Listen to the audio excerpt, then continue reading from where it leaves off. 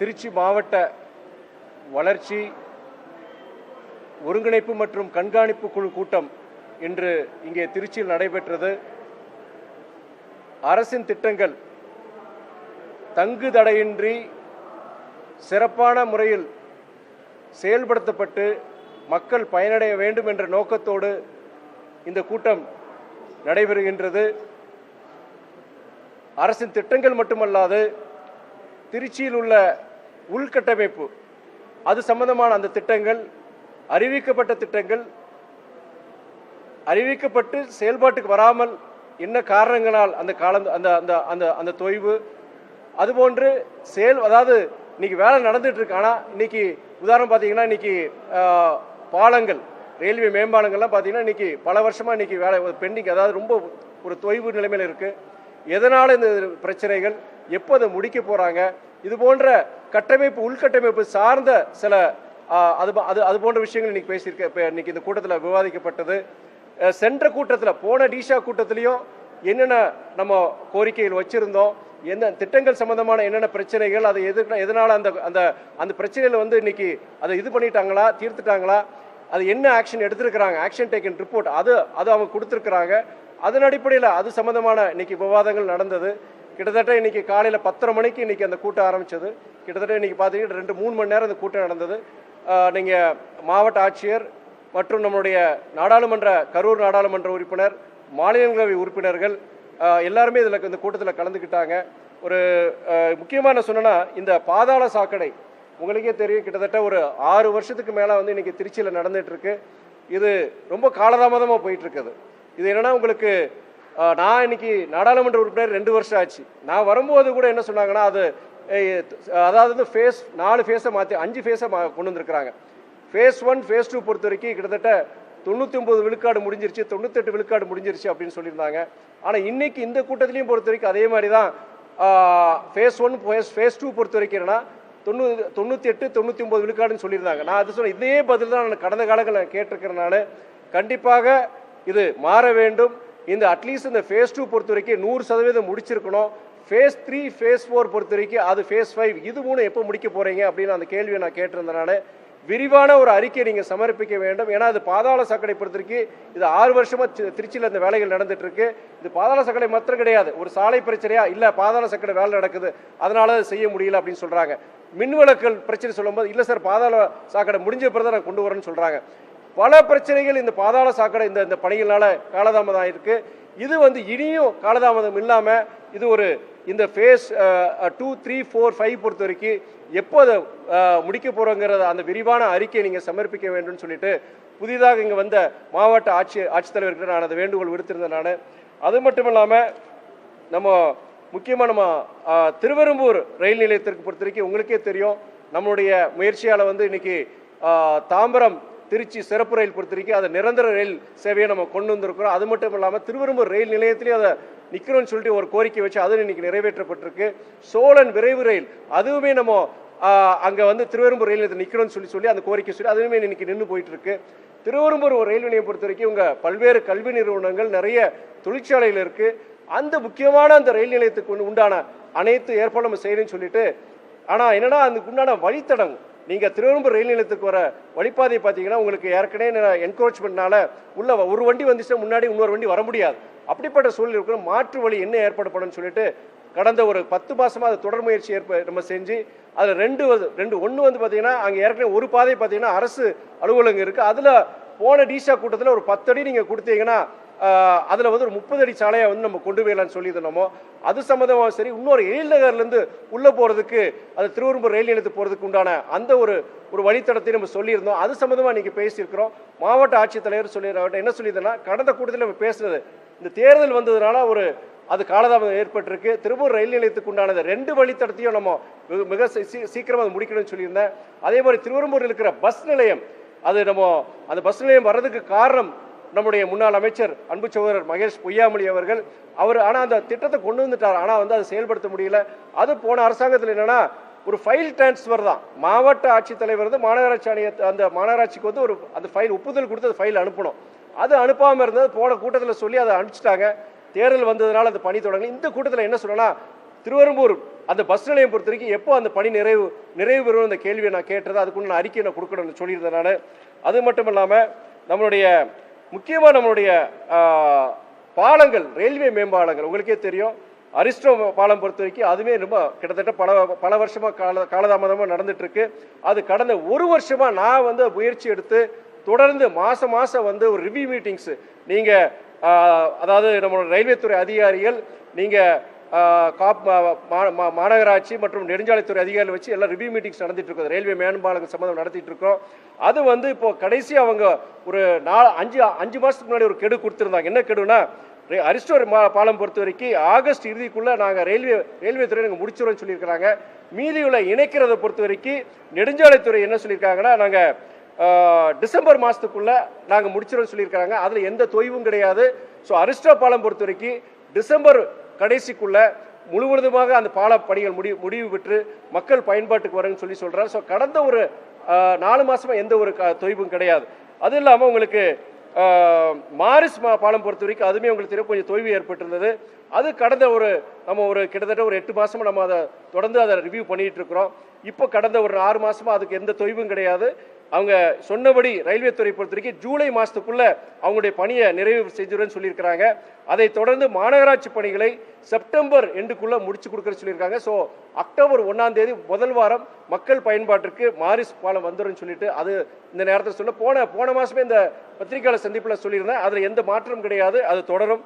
அது இல்லாமல் down station அது பார்த்தீங்கன்னா கிட்டத்தட்ட 7-8 வருஷமா அந்த வேலை நடந்துட்டு இருக்கு. 7-8 வருஷமா வேலை நடந்துட்டு இருக்கு. சமீபத்தில் அதுமே சம்பந்தமான ரிவ்யூ மீட்டிங்ஸ் நம்ம நடத்தியிருந்தோம். இப்போ அவங்க என்ன சொல்லியிருக்காங்கன்னா, நம்முடைய ரயில்வே துறை பொறுத்த வரைக்கும் அவங்க வந்து ரயில்வே துறையும் நெடுஞ்சாலைத்துறை 2 பேரும் என்ன சொல்லியிருக்காங்க, 2027 ஆகஸ்ட்குள்ள முடிச்சிடும் சொல்லியிருக்காங்க.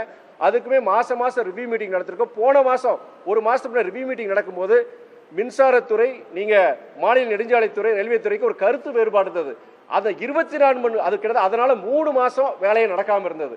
இது போன்ற இன்டர் டிபார்ட்மெண்டல் அவங்களுக்குள்ள ஒரு கோஆபரேஷன் இல்லை, அவங்களுக்குள்ள சில இது இல்லாதனால தான் இந்த காலதாமதம். எல்லா பாலங்களுக்கும் நான் சொல்றேன். நான் இது நான் கடந்த ஒரு வருஷமா நம்ம தொடர்ந்து ஃபாலோ பண்ணிட்டு இருந்தால அந்த 24 மணி நேரத்துக்குள்ள அந்த பிரச்சனையை நம்ம என்னுடைய அலுவலகத்துக்கு எல்லாரும் 3 டிபார்ட்மெண்ட், நம்முடைய ரயில்வே துறை, மின்சாரத்துறை, மாநில நெடுஞ்சாலை 3 பேரை வர சொல்லி அடுத்த நாள் அன்னைக்கு ஒரு கிட்டத்தட்ட 1 மணி நேரம் மீட்டிங்ல அதெல்லாம் சார்ட் அவுட் பண்ணி இன்னைக்கு டவுன் ஸ்டேஷன் அந்த இதையும் நடந்துட்டு இருக்கு. அடுத்த வருஷம் ஆகஸ்ட்குள்ள பயன்பாட்டுக்கு வந்துடும் சொல்லியிருக்கிறாங்க. அதுவுமே இந்த கூட்டத்தில் நம்ம விவாதிச்சோமோ. அதுக்கப்புறம் என்னன்னா, இன்னொன்று என்னன்னா, ரிங் ரோடு உங்களுக்கு முழு வட்டச்சாலை அது வந்து எங்கன்னா உங்களுக்கு கிட்டத்தட்ட 2011 அறிவிச்சாங்க. ஆனா இன்னைக்கு எத்தனை வருஷம், 15 வருஷம் ஆயிடுச்சு, இனியும் செயல்பாட்டுக்கு வரல. நம்ம துவாக்குடிலிருந்து பஞ்சப்பூர் வரைக்கும் அது ஒண்ணுதான் செஞ்சிருக்கிறாங்க. 25 விழுக்காடு கூட கிடையாது. மீதி 75 விழுக்காடு அந்த ரிங் ரோடு வேலை முடிஞ்சாதான் திருச்சிக்குள்ள இருக்கிற இந்த போக்குவரத்து நெரிசல் நம்மளால அது சமாளிக்க முடியும். இது கிட்டத்தட்ட 15 வருஷம் இந்த டிலே இருக்கு. குறிப்பா நான் அதையும் இந்த கூட்டத்தில் நான் வலியுறுத்தி சொன்னேன். உதாரணம் பார்த்தீங்கன்னா, காவிரி அந்த பாலத்துக்கு மேல இன்னைக்கு வேலை நடந்து மெயின்டெனன்ஸ் ஒர்க் நடந்துட்டு இருக்கு. ஆனா இன்னைக்கு திருச்சி மாத்திரம் கிடையாது, சென்னையிலிருந்து தெற்க போற அத்தனை வாகனங்களுக்கு பொறுத்த வரைக்கும் இன்னைக்கு ஒரு போக்குவரத்து நெரிசல் கிட்டத்தட்ட 1/2 மணி நேரம், சில நேரம் 1 மணி நேரம், ஒரு விபத்து நடந்து 2 மணி நேரம் இன்னைக்கு பிளாக் ஆயிருது. இந்த ரிங் ரோடு பொறுத்த வரைக்கும் முழுமையா செயல்பாட்டு கொண்டு வந்திருந்தானா இத்தனை வருஷத்துல இன்னைக்கு இந்த பிரச்சனையே வந்திருக்கிறது. டைவர்ஷன் ஏற்படுத்தி பண்ணி கொடுத்துருக்கலாம். அதை நான் சுட்டி காமிச்சேன். நான் மாவட்ட ஆட்சித்தலைவர் சுட்டி காமிச்சேன். அதே மாதிரி என்னன்னா, இந்த அதாவது தலைமை தபால் நிலையம் புத்தூர் 4 ரோடு, சிந்தாமணி கரூர் சாலை, காவிரி நகர் மற்றும் திருச்சி நீதிமன்றம் சோமரசம்பேட்டை வரை உயர்கொண்ட கரை வழிச்சாலையாக முன்மொழியப்பட்ட உயர்மட்ட மேம்பால திட்டங்கள், 3 மேம்பால திட்டங்களை முன்னாடி சொல்லியிருந்தாங்க. ஆனால் இதுவரைக்கும் அது எதுவுமே இதுக்கு வரல. அதை பற்றி நான் பேசியிருந்தேன். குறிப்பாக தற்போது பழுதடைந்த நிலையில் உள்ள குடமுருட்டி பாலம் அமைந்துள்ள பகுதியும் சிந்தாமணி கரூர் சாலை காவிரி நகர் திட்டத்தில் இடம்பெற்றுள்ளதால் இத்திட்டத்தை முன்னுரிமை அடிப்படையில் செயல்படுத்தி திருச்சி நகரின் போக்குவரத்து நெரிசலை குறைத்து பொதுமக்களின் பாதுகாப்பை உறுதி செய்ய தமிழ்நாடு அரசை நடவடிக்கை என்றும் நான் வலியுறுத்தி சொல்லியிருந்தேன். திருச்சி அதே மாதிரி திருச்சி கரூர் ரோடு உங்களுக்கே தெரியும், உங்களுக்கு நிறைய விபத்துகள் நடந்துட்டு இருக்கு. அது பொறுத்த வரைக்கும் அவங்க பசுமை சாலை ஒன்று ப்ராஜெக்ட் சாங்ஷன் ஆயிடுச்சு, டிபிஆர் செய்து சொன்னாங்க. நான் சொன்னீங்க, நீங்க பசுமை சாலை கொண்டு வந்து டெண்டர் விட்டு நீ வரதுக்கு செயல்படுத்துறதுக்கு குறைஞ்சபட்சம் 7 to 10 வருஷம் ஆக்கிடுவீங்க. ஆனா டெய்லி வந்து விபத்து நடந்துட்டு இருக்கு. ரொம்ப ஒரு ஆபத்தான ஒரு சாலையா இருக்கனால ஏற்கனவே நீங்க கையகப்படுத்திருக்கீங்க, நிலங்களை கையகப்படுத்திருக்கீங்க. எங்கெங்கெல்லாம் நிலங்களை கையகப்படுத்திருக்கீங்களோ அங்கனாச்சும் நீங்க சாலைகளை விரிவுபடுத்தி அந்த திருச்சி கரூர் ரோட்ல வந்து முடிஞ்ச வரைக்கும் நான் ஏற்கனவே போன மாசம் நான் பேசியிருந்தேன், திட்ட இயக்குனர் பிடி கிட்ட சொல்லியிருந்தனால இந்த கூட்டத்திலே வலியுறுத்தி சொல்லிட்டு எனக்கு 2 வாரங்கள்ல எனக்கு ஒரு ரிப்போர்ட் கொடுக்கணும். எங்கெல்லாம் நீங்க விரிவுபடுத்த அங்கே பண்ணுங்க. பசுமைச்சாலை சரி, அது வரட்டும். ஆனா வரதுக்கு 7 வருஷம் 10 வருஷம் ஆகும். ஆனா அது வரைக்கும் நம்மளால முடிஞ்ச வரைக்கும் விபத்துகளை தவிர்க்கிறதுக்காண்டி இந்த இப்ப இருக்கிற சாலையிலேயே விரிவுபடுத்துறதுக்குண்டான முயற்சியில் எடுக்கணும். அதுக்குண்டான ரிப்போர்ட் நான் கேட்டிருக்கிறேன். அதே மாதிரி உங்களுக்கு திருச்சி புதுக்கோட்டை வழியாக வந்து நீங்க காரைக்குடி நினைக்கிறேன், அது 4 வழிச்சாலை, அதுவுமே கிட்டத்தட்ட அது ப்ராஜெக்ட் சாங்ஷன் ஆயிடுச்சு. கிட்டத்தட்ட நான் கடந்த 6 மாசத்துல 2 ரிவ்யூ மீட்டிங் அங்க புதுக்கோட்டையில் நம்ம நடத்தணுமோ அதையும் விரைவுபடுத்தணும் சொல்லியிருக்கிறனால இந்த மீட்டிங்ல நம்ம பேசியிருந்தது. நம்ம இது போன்ற முக்கியமான விஷயங்கள், பல விஷயங்கள் பொறுத்த வரைக்கும் தொகுதி சார்ந்த திட்டங்களாக இருக்கட்டும், இது போன்ற உள்கட்டமைப்பு சார்ந்த விஷயங்களா இருக்கட்டும், இந்த விவாதிச்சிருக்கிறோம். மிகவும் பிரயோஜனமா இருந்தது. இன்னொரு முக்கியமான விஷயம் இந்த நேரத்தில் என்ன சொல்லனா, இந்த மைன்ஸ் ஃபண்டுன்னு ஒன்று இருக்குங்க. 36 கோடி போன வருஷம் அவங்க வந்து இதுக்காண்டி ஒதுக்கி இருக்கிறாங்க. Mines fund 36 crores. அதுல வந்து என்னன்னா, நான் ஒரு நாடாளுமன்ற உறுப்பினரா எனக்கு நான் பரிந்துரைத்த எதுவுமே அவங்க செய்யல. அது கடைசியில வந்து நான் அந்த தேர்தலுக்கு முன்னாடி ஒரு நாள் அந்த தொகுதியில வந்து நான் அங்கே இன்ஸ்பெக்ஷன் அங்கங்கே மக்கள் கோரிக்கையில் வச்சு அங்கங்கே நான் பகுதியில் போயிருக்கும் போது திடீர்னு வந்து உங்ககிட்ட வந்துட்டு என்ன சொன்னாங்கன்னா, சார் அந்த மைன்ஸ் ஃபண்டு சம்மந்தமாக உங்ககிட்ட ஒரு கையெழுத்து வாங்கணும்னு சொன்னாங்க. நான் சொன்னேன், இது சம்மந்தமாக நான் என் கோரிக்கையில் எதுவும் கேட்கறது கிடையாது, சம்மந்தமாக நீங்கள் கூட்டம் நடக்கும்போது என்னை கூப்பிடுறதும் கிடையாது. அப்படி இருக்கும்போது நான் எதுக்கு கையெழுத்து போட சொல்லிட்டு நான் கையெழுத்து போட மறுத்துட்டேன். நான் இப்போ நான் இந்த கூட்டத்தில் நான் சொன்னேன், நான் இப்போ இருக்கிற மாவட்ட ஆட்சித்தலைவர் என்ன சொன்னேன், இந்த புதிய அரசாங்கம் வெளிப்படைத்தன்மையோட எந்த லஞ்ச லாவண்யம் இல்லாத ஒரு அரசாங்கத்தை இந்த அரசாங்கம் நடத்துறாங்க. அதன் அடிப்படையில் இந்த மைன்ஸ் ஃபண்டு பொறுத்த வரைக்கும் வெளிப்படைத்தன்மையோட இதை நடத்துறோம். நீங்க மக்கள் பிரதிநிதிகள் நாங்கள் ஏதாவது கோரிக்கைகள் கொடுக்குறோமோ அதை செயல்படுத்த முடியல, எந்த காரணத்தினால அதை செயல்படுத்த முடியும்னு சொல்லுங்க, எங்கிட்ட கலந்து யோசிக்கணும்னு சொல்லிட்டு அதையும் நான் ஒரு முக்கியமான கோரிக்கை நான் வச்சிருந்தேன். நான் இந்த நேரத்தில் அதை நான் இன்னைக்கு தெரிவிப்படுத்த விரும்புகிறேன். வேற ஏதாவது இல்லை, ரிங் ரோடு பொறுத்த வரைக்கும் நீங்கள் அந்த பஞ்சப்பூர்லேருந்து நீங்கள் ஜிஆர்புரம் வரைக்கும் அது வந்து என்ன 3 ஃபேஸ் அவங்க பிரிச்சிருக்கிறாங்க. ஃபேஸ் 1 ஃபேஸ் 2க்கு இந்த ஏஎஸ் கொடுத்து வேலையில் நடந்துட்டு இருக்கு. நானே இன்ஸ்பெக்ஷன் பண்ண வேலையில் நடந்துட்டு இருக்குன்னா ரொம்ப ஒரு காலதாமதமாக நடந்துட்டு இருக்கு. ஒரு 15 விழுக்காடு தான் வேலை நடந்திருக்கு. சில இடங்களில் வந்து அக்யூசேஷன் இருக்கு, நில கையகப்படுத்த வேண்டிய சில இடங்கள்ல இருக்கு. ஒரு இடத்துல வந்து ரயில்வே மேம்பாலம் ஒரு இடத்துல வர வேண்டியது இருக்கு. ஃபேஸ் 3 பொறுத்தவரைக்கும் ஏஎஸ்ஏ ஆகலை. அது மாவட்ட ஆட்சித்தலைவர் என்ன சொல்லியிருக்காரு, சென்னைக்கு அது போயிருக்கு, அது கண்டிப்பாக அது ஏஎஸ் உண்டான அதுக்கு ஆறதுக்கு உண்டான முயற்சி நாங்கள் எடுக்கிறோம்னு அவர் சொல்லியிருக்கிறாரு. இது நான் என்ன சொல்றேன்னா, கிட்டத்தட்ட ஒரு 15 வருஷம், இது கிட்டத்தட்ட 15 வருஷம் முன்னாடியே இதை சொல்லி இது வந்து இப்போ என்ன செயல்பாட்டுக்கு வந்திருக்கணும். பட் இது முந்தைய அரசாங்கங்களுடைய அலட்சிய போக்குன்னு நான் சொல்லுவேன். நான் இந்த அரசாங்கம், புதிய அரசாங்கம் இதுக்குரிய கவனம் செலுத்தி இந்த ரிங் ரோடு பொறுத்த வரைக்கும் முழுவதுமாக நீங்க துவாக்குலேருந்து பஞ்சப்பூர்லேருந்து நீங்க ஜிஆர்புரம்லேருந்து மறுபடியும் துவாக்குடி இணைக்கக்கூடிய அந்த முழுமையான இந்த வட்டச்சாலை அது உரிய நேரத்தில் அதுக்குண்டானது நீங்க அதுக்குண்டான ஃபண்டா இருக்கட்டும் இதா இருக்கட்டும் சாங்ஷன் பண்ணி அந்த ரிங் ரோடு முழுமையா அதை செயல்படுத்தணும்னு சொல்லி அந்த கூட்டத்தில் நான் சொல்லியிருந்தேன்.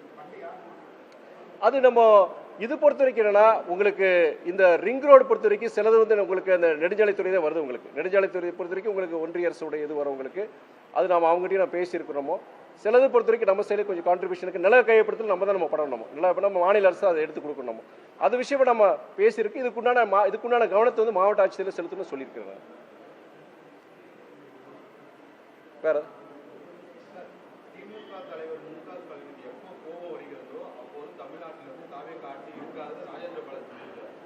அரசியல் கேள்விகள் இதில் வேண்டாம். இதை வந்து கலெக்டர் ஆஃபீஸில் ஒரு மாவட்ட வளர்ச்சி ஒருங்கிணைப்பு மற்றும் கண்காணிப்பு குழு கூட்டம் நடந்திருக்கு.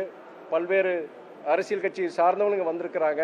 இது முழுமையாக அந்த திட்டங்கள் சம்பந்தமாகவும் நிறைவேற்றப்படாத திட்டங்கள், அது காலதாமதமான திட்டங்கள், அரசு திட்டங்கள் ஏன் வந்து அதில் என்னென்ன பிரச்சனை இருக்குது அது சம்பந்தமான விவாதங்கள் நீங்கள் அது சம்பந்தமாக கேளுங்க. அரசியல் கேள்விகள் இங்கே வேண்டாம்.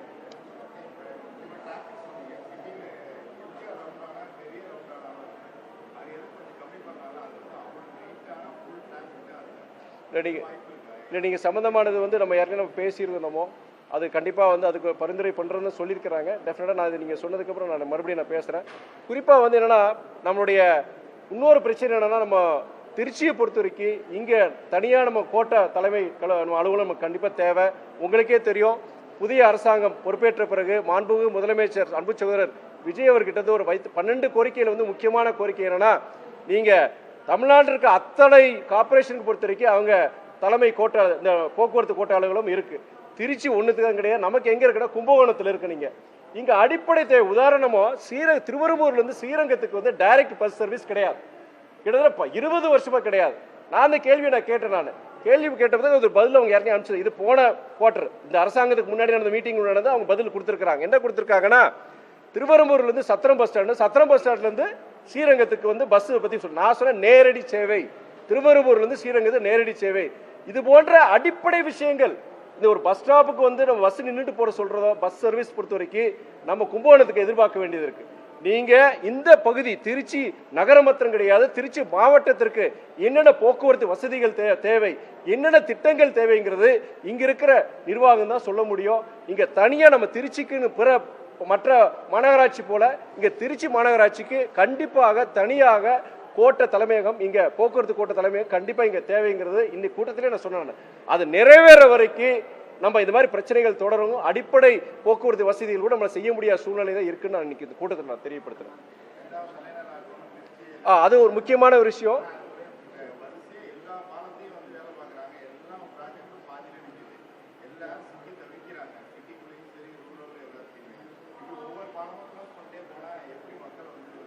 அதாவது நான் உங்ககிட்ட முக்கியமாக ஒன்று சொன்னேன். நான் 2011 அறிவிச்ச அந்த அவுட்டர் ரிங் ரோடு சொன்னாங்க. 2011 அறிவிச்சது. இன்னைக்கு 2020 முடிச்ச சொல்லிடுறேன். இன்னைக்கு 2020 15 வருஷமா இருக்கு. முந்தைய அரசாங்கங்கள் என்ன செஞ்சாங்க நான் கேள்வி கேட்கிறேன். நான் இது நீங்க கேட்ட கேள்விக்கு சொல்றேன். நான் இது மேஜிக் கிடையாது. நீங்க டக்குன்னு இது பண்ண முடியாது. இப்போ காவேரி அந்த பாலத்துல வந்து கண்டிப்பா அந்த ரிப்பேர் ஒர்க் அவங்க கண்டிப்பா செஞ்சுதான் ஆகணும். நீங்க அவங்க என்னன்னா ஃபெஸ்டிவல் டைம்ல செய்ய முடியாது. இப்போ தீபாவளி பண்டிகை ஒட்டி அவங்க செய்ய முடியாது. அதே நேரத்தில் குறிப்பிட்ட அந்த மாதிரி அந்த டைம்ல செய்ய இனியும் பிரச்சனையாகும். அதனால அவங்க இந்த வேலையை பண்ணி தான் ஆகணும். அப்போ இந்த ரிங் ரோட வந்து பண்ணி முடிச்சிருந்தாங்க வச்சுக்கோங்க, இப்போ ஒரு டைவர்ஷன் பண்ணியிருக்கலாம். இந்த பிரச்சனையை வந்து கண்டிப்பாக ஒரு 50 விழுக்காடு இந்த பிரச்சனை வந்து நம்ம குறைச்சிருக்கலாம். நம்ம அதே மாதிரி நான் சொல்றேன், முந்தைய அரசாங்கங்கள் செஞ்சதோடைய இதை வந்து நம்ம இன்னைக்கு இதை ஃபேஸ் பண்றோம். நம்ம இந்த ரிங் ரோடா இருக்கட்டும், பல நீங்க இந்த ரிங் ரோடு இந்த மொத்தம் நீங்க முழுசா நீங்க அமைச்சிட்டீங்கன்னா நீங்க சொல்ற திருச்சியில் இருக்கிற முக்கியமான இது பிரச்சனைகள் தீரும். நீங்க இந்த ரயில்வே மேம்பாலங்கள் சம்பந்தமா பொறுத்த வரைக்கும் கடந்த 1 வருஷமா நம்ம இதை ஃபாலோ பண்ணிட்டு தான் இருக்கிறோம். நம்ம அது அவங்க இப்போ வந்து ஒவ்வொரு மாசமும் நம்ம ரிவ்யூ மீட்டிங் நம்ம நடத்துறோம். நம்ம ஒவ்வொரு மாசமும் ரிவ்யூ மீட்டிங் நடத்துறோம். அது வந்து அவங்க கொடுக்குற காலக்கெடு ஏதாவது தாமதம் என்ன காரணங்களுக்கான அதையும் நம்ம கிராஸ் வெரிஃபை பண்ணிடுறோம். நம்ம உதாரணம் ஒரு ஒப்பந்தக்காரர் என்ன சொல்லியிருந்தாங்கன்னா, ஒரு வருஷத்துக்கு முன்னாடி நான் அந்த பிரச்சனை எடுக்கும்போது அவங்க என்ன சொல்லிட்டாருன்னா, ஸ்டீல் அத்தாரிட்டி ஆஃப் இந்தியா லிமிடெடுக்கு நாங்கள் மெட்டீரியல் கேட்டிருக்கோங்க, மெட்டீரியல் வர காணதாமன்னு சொன்னார். அந்த ஒப்பந்தக்காரரை வச்சு அந்த சேல்ஸ் அத்தாரிட்டிக்கிட்டே நான் ஃபோன் பண்ணி, சார் நீங்கள் இந்த ஒப்பந்தக்காரர் சொல்லியிருக்காரு மெட்டீரியல் நீங்கள் சீக்கிரம் அனுப்ப சொல்லும்போது, சார் நாங்கள் மெட்டீரியல் அனுப்புறது ரெடி தான், ஆனால் அதுக்குண்டான பணத்தை அவங்க கட்டலன்னு சொல்லும்போது இதை வந்து ரயில்வே துறை அமைச்சர்கள் நேரடி கவனத்துக்கு கொண்டு போய் இப்படி ஒரு ஒப்பந்தக்காரர் காலதாமம் செய்யறதுனால ரயில்வே துறைக்கு கெட்ட பேர், ஒன்றிய அமைச்சருக்கு கெட்ட பேர், இங்க இருக்கிற மாநில அரசு கெட்ட பேர் அப்படின்னு சொல்லிட்டு தயவுசெய்து உரிய நடவடிக்கை சொல்றதுக்கு அதுக்கப்புறம் இன்னைக்கு கடந்த 6 மாசமாக எந்த தொய்வு இல்லாம சொன்ன இதுபடி அவங்க கொடுத்துட்டு இருக்கிறாங்க. நானும் ஃபாலோ பண்ணிட்டு தான் இருக்கிறேன். நான்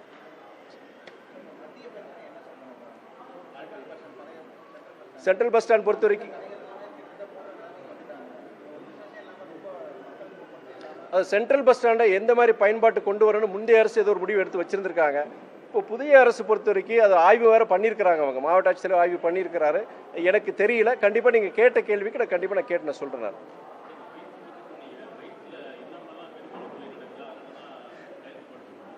இல்லை மைன்ஸ் ஃபண்டுங்கிறது என்னன்னா, நீங்கள் வந்து மைன்ஸ் நடத்துகிறாங்க, அதனால வந்து பார்த்தீங்கன்னா உங்களுக்கு அந்த பகுதியில் பொறுத்த வரைக்கும் மிகவும் பின்தங்கிய பகுதியில் இந்த மைன்ஸ் எல்லாம் இந்த வேலைகள் நடக்கும். உங்களுக்கு மைன்ஸ் இந்த தொழிலே நடக்கும். உங்களுக்கு அந்த என்னன்னா அந்த பின்தங்கிய பகுதிகள் இந்த மைன்ஸ் நடக்கிற இடத்துல பொறுத்த வரைக்கும் அந்த பகுதிகளுக்கு செய்ய வேண்டிய CSR கார்பரேட் சோஷியல் ரெஸ்பான்சிபிலிட்டிங்கிற அடிப்படையில் சாலை வசதியாக இருக்கட்டும், இல்லை குடிநீர் வசதியாக இருக்கட்டும், அவங்க செய்யணும்னு ஒரு இது இருக்கு. அது மாத்திரம் இல்லாமல் அந்த மாவட்டத்தில் இருக்கிற அந்த மைன்ஸ் ஃபண்டை வச்சு இந்த யாரெல்லாம் அந்த மைன்ஸ் நடத்துறாங்களோ அவங்க வந்து கொடுக்கணும். இத்தனை % வந்து அவங்க அரசாங்கத்துக்கு கொடுக்கணும். அதை வச்சு என்னன்னா வளர்ச்சி திட்டங்களுக்கு அந்த பகுதிக்கு தேவையான மக்கள் கோரிக்கை நிறைவேற்றக்கூடிய திட்டங்களை நிறைவேற்றுறதுக்கானது இந்த மைன்ஸ் ஃபண்ட் நம்ம சொல்றோம். இப்போ இந்த 36 கோடி போன வருஷம் அவங்க பண்ணியிருக்கிறாங்க. ஆனால் 36 கோடியை பொறுத்த வரைக்கும் குறிப்பிட்ட ஒரு பகுதிக்கு போயிருக்கு. ஒரு நாடாளுமன்ற உறுப்பினர் நான் கோரிக்கை கொடுக்குறேன். ஏன்னா எம்பி ஃபண்டுங்கிறது உங்களுக்கு தெரியும், 5 கோடியில் 6 தொகுதியை பிரித்து கொடுத்தாரு 80 லட்சம் தான். மக்கள் கோரிக்கை முக்கியமான திட்டங்கள், அரசாங்கத்திலேயே பணம் கிடையாது. அப்படி இருக்கும்போது மைன்ஸ் ஃபண்டை பொறுத்த வரைக்கும் முக்கியமான திட்டங்களுக்கு பயன்படுத்தணும்னு சொல்லிட்டு இந்த மாதிரி தண்ணி, ஏதாவது குடிதண்ணி பிரச்சனை, ஓவர் டேங்க்கு, ஏதாவது சாலை, இதெல்லாம் நம்ம சொல்லி தான் நம்ம கொடுக்குறோம் நம்ம. ஆனால் நம்ம கொடுத்த அந்த பரிந்துரையை பொறுத்த வரைக்கும் அது எதுவுமே அவங்க இது பண்ணிக்கல. என்னோட இது மாத்திரம் கிடையாது, பிற நாடாளுமன்ற உறுப்பினர் அதை அப்படியே ஹைஜாக் பண்ணிட்டாங்க. அது குறிப்பிட்ட ஒரு நபர் அது செஞ்சார். அதில் எங்கள் கையெழுத்து மாத்திரம் வாங்க வந்தாங்க. நான் அதை கையெழுத்து போட முடியாது, நான் கையெழுத்து போடலான்னு சொல்ல முடியாது. நீங்களே இது பண்ணிக்கோ, யூகிச்சுக்கோங்க. இங்கே இல்லை, அதாவது அதை 36 கோடியை அது அவங்க டிஸ்ட்ரிபியூட் பண்ணியிருக்காங்க, பல திட்டங்களுக்கு கொடுத்துருக்காங்க, பல மக்கள் சார்ந்த திட்டங்களுக்கு தான் கொடுத்துருக்குறாங்க. என்னுடைய கோரிக்கை என்னன்னா, நீங்கள் ஒரு நாடாளுமன்றம் ஒரு கோரிக்கை கொடுக்குறோம், நம்மளும் அத்தியாவசியமான முக்கியமான பிரச்சனை கொடுக்குறோம். அது ஒரு பகுதிக்கு போகக்கூடாது. திருச்சி மாவட்டம் இருக்குன்னா இங்கே பல பின்தங்கிய பகுதியில் இருக்குது. திருவெரும்பூர்லேயும் கிராம பகுதியில் இருக்குது, ஸ்ரீரங்கத்திலையும் கிராம பகுதியில் இருக்குது, பல இடங்களில் கிராம பகுதி. இது எல்லா பின்தங்கிய பகுதியில் கிராம பகுதிகளுக்கு உரிய முக்கியமான திட்டங்களுக்கு போகணும். குறிப்பிட்ட பகுதிக்கு மாத்திரம் கிடையாது. அது அந்த நபர் பொறுத்த வரைக்கும் கம்ப்ளீட்டாக அவர் ஹைஜாக் பண்ணிட்டாருன்னு சொல்லிட்டேன் நான். இது இந்த ஆட்சியில் அது நடக்கக்கூடாது. புதிய அரசாங்கம் வெளிப்படைத்தன்மையோட லஞ்ச லாபம் இல்லாத ஒரு அரசாங்கத்தை இந்த அரசாங்கம் நடத்துறாங்க. பழையபடி அந்த முந்தைய ஒரு உதாரணத்தை சுட்டி காமிச்சு இந்த மைன்ஸ் ஃபண்டு பொறுத்த வரைக்கும் வெளிப்படைத்தன்மையுடன் மக்கள் பிரதிநிதிகள் என்ன கொடுக்குறாங்களோ அதே நேரத்தில் எந்தெந்த இதுக்கு பரவலாக ஒரு பகுதிக்கு போகாமல் பரவலாக மாவட்டத்தில் உள்ள அத்தனை பகுதிகளுக்கு தேவைப்பட்ட பகுதிகளுக்கும் இந்த மைன்ஸ் ஃபண்டை பயன்படுத்தணும்னு சொல்லிட்டு நான் கோரிக்கை வச்சேன்.